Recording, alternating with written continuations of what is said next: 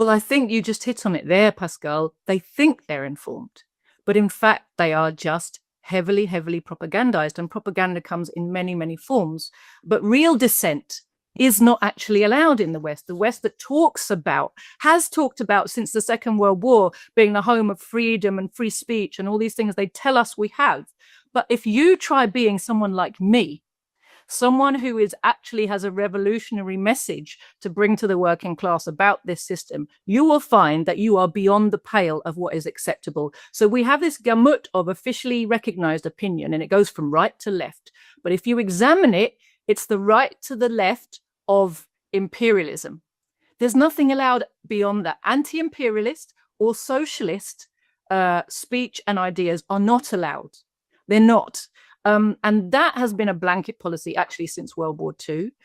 So we have many varieties of pro-imperialist propaganda, many brands of pro-imperialist political party. But when you get right down to it, it's all the same thing. It's just with a different color, a different branding, a different type of garnish around the outside of it. I remember noticing this very clearly at the time of the Libya war. I was still working in the media and working with lots of people who, have been to university and are professionals and read The Guardian and think that they're well educated and doing critical thinking. And what I noticed was when there was that massive propaganda campaign against Colonel Gaddafi to soften us up for the idea that he's just a basket case and Libya's an insane, dangerous regime and it's just something must be done, right? And he's murdering his own people. And they told us wall-to-wall lies.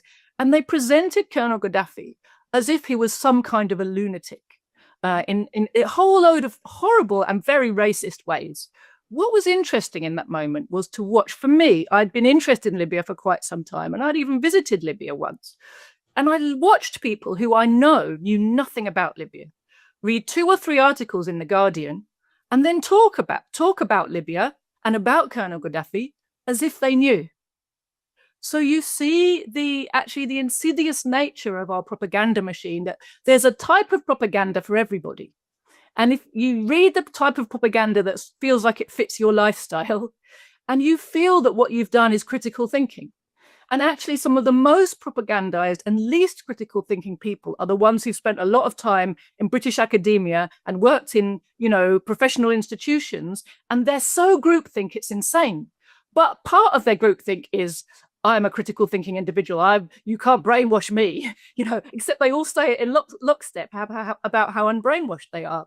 It's a very, very real phenomenon. The most likely person I've found in Britain who will listen to you when you say you're being lied to, and, the people who are lying to you are trying to manipulate you against your own interests.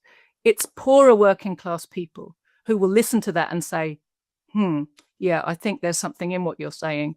The more educated, the more professional, the more of a stake people have in the system, the more that they have imbibed a type of propaganda that says, you can't brainwash me, It's a very sophisticated machine.